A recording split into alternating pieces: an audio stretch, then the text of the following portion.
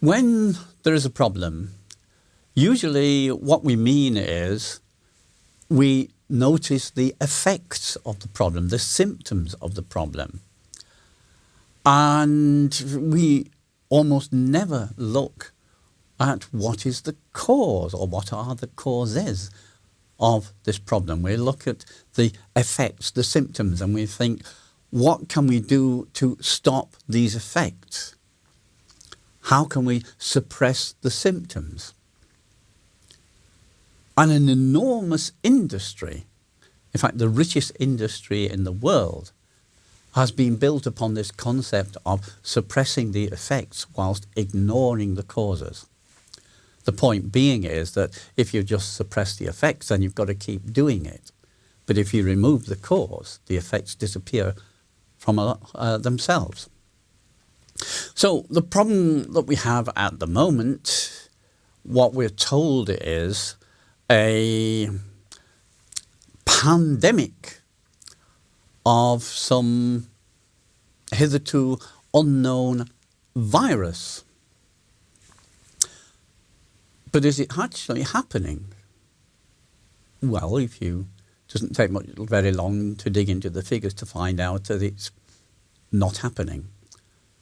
That the figures you've been given are an extract from the figures of typical flu cases which happen every year around the same time. Nothing unusual is happening. Nothing dangerous is happening. This is very easy to find out. So what actually is going on? Well, there are two causes here, and we will deal with both of them, but today I'm only going to talk about the first one.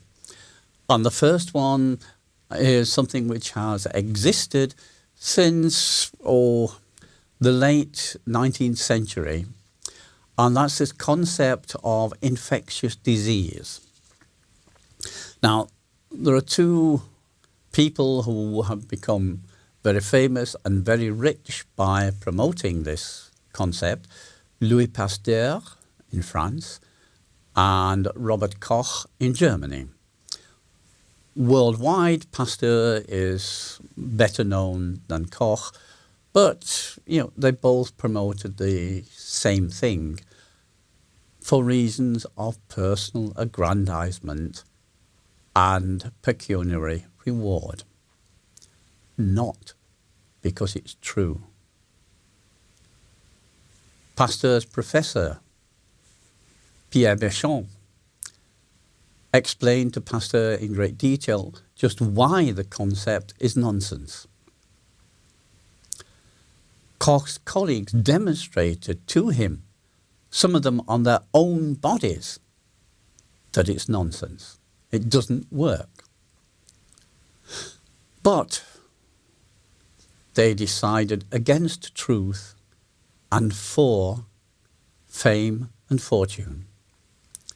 That, ladies and gentlemen, is the basis of modern medicine.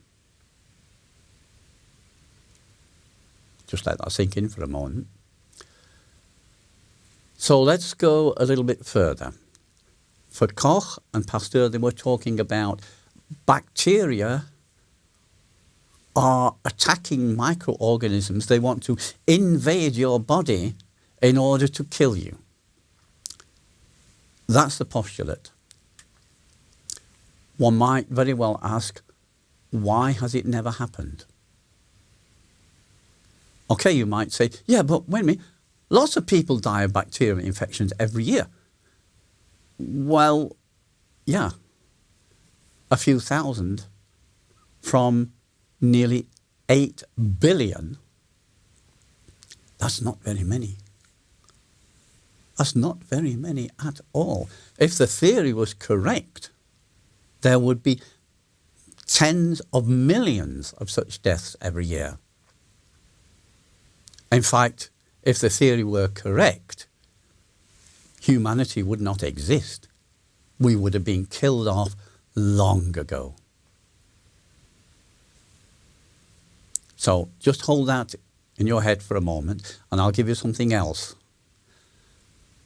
And this is the fact that when an epidemic is called, what that means is that there is, in theory, an attacking microorganism in the area, and from the total population of that area, somewhere between 1% and 4% get sick. That is the theory of infection. The question which nobody asks, because it would ruin the pharmaceutical industry, is why are at least 96% and often 99% of the people completely unaffected? This alone shows you that the theory is nonsense. If the theory said these attacking bacteria are unstoppable unless we attack the bacteria with some sort of chemical cocktail,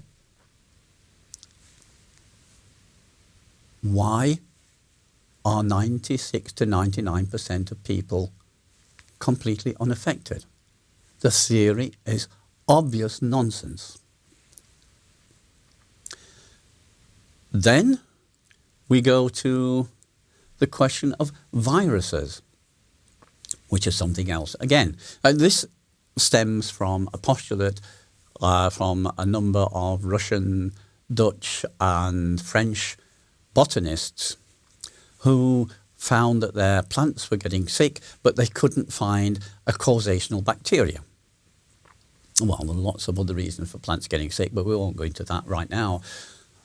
The postulate that they created was, well, there must be things much, much smaller than bacteria, so small that our microscopes can't see them. And that, ladies and gentlemen, is the sum total of human knowledge about viruses. That's it. Somebody came up with the idea at the end of the 19th century, there must be something smaller than bacteria and we can't see them. It's never advanced from there. Now, an optical microscope, a normal optical microscope, can't see anything as small as the postulated viruses. The greatest magnification you'll get with an optical microscope is 2,500 times, and they're expensive. In 1937, the first electron microscope was built. This can do a lot more than 2,500. In fact, with 3,700 times magnification, a lot of new particles could be seen. No great surprise. The problem with the electron microscope is that it can only view dead, immobile material. It can never, ever observe anything living and moving. So you see suddenly a picture of a new particle. Nobody's ever seen it before. You have no idea what it is. You don't know where it's come from. You don't know what it's for. You don't know where it's going to. You don't know what it does. You know nothing other than the fact that it's that big.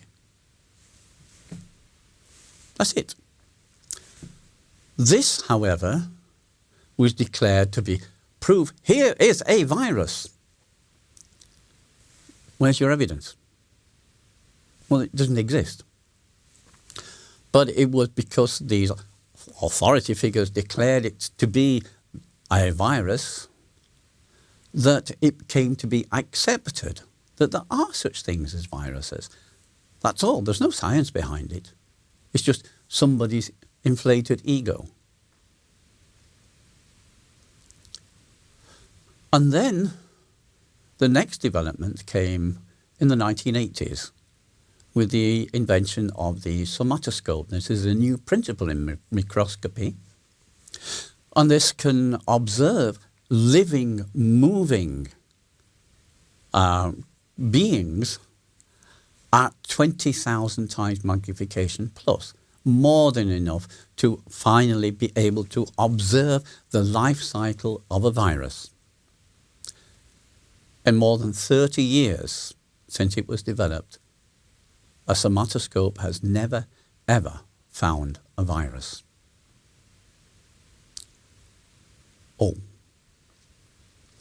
This, of course, explains why somatoscopes are not easy to get hold of and are certainly completely, well, not more than ignored by the medical pharmaceutical industry, because if viruses don't exist, then vaccines are useless. You see? It also explains why the only discernible effect of vaccination is to spread disease. Because what you're actually doing, you're taking a sickness from somebody, multiplying it and injecting it into somebody else. Well, what do you expect going to happen? It's going to make them sick, or maybe just nothing happens. Which in the majority of cases, nothing happens because the natural immunity destroys the poison that has been injected into them. But in some cases where the immunity is not very strong, then this injection will make them sick. And this is exactly what happens. All the epidemiological studies show that it is exactly what happens. And it is exactly what you would expect to happen if you know how the human immune system works.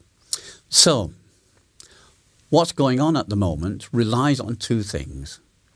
One is your belief that this general belief that there are such things as infectious diseases is true, and there is no scientific evidence to back it up, none whatsoever. And the second thing is that those who have no training, no knowledge, no experience, and often, as in the case of the health minister in Germany, for example, have a vested interest in promoting the concept of infectious disease because he owns a marketing company that works for the pharmaceutical cartel. So that's the other problem, vested interest. And both of these are aimed at destroying your physical and psychological health. And just to make one other thing clear, what is the purpose of these masks? It isn't to protect you. It isn't to protect anyone else. Because a virus would go straight through it. They're so small, they would just go straight through it. Any face mask which would stop a virus would also stop you getting air. What it does, it prevents you seeing other people smiling. So it becomes a barrier between you and everybody else. You don't know what these other people are thinking because you can't see them smiling, so there could be a danger. And the other thing is, by wearing these across your mouth and nose for any length of time, is physically extremely damaging to your physical health. After only 30 minutes, it starts to damage your lungs. So what they're doing is they're persuading you to destroy your lungs and to destroy your happiness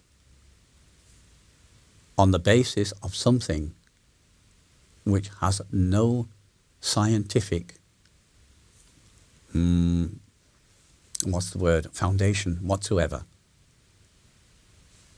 Somebody decided to lie, and that has been what's been going on ever since. Lie after lie after lie after lie. And now they're using even more lies in order to, well, as Mrs. Merkel in Germany tried, a putsch to make her the dictator of Germany. Didn't happen. This attempt failed, but she's not going to stop until she is stopped. And I explained a few days ago how to do that. And if you look on my channel, you'll find a video, the second in the Messiah series, telling you how to use wrath to stop these things. Taking your power and just doing it.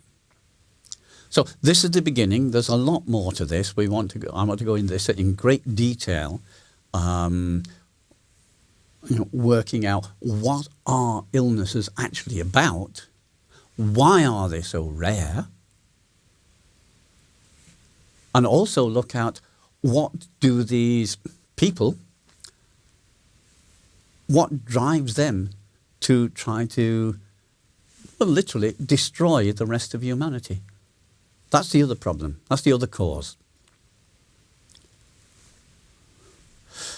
So we've got things to do, but we have the power to do it. You just have to focus it and aim it. Thank you.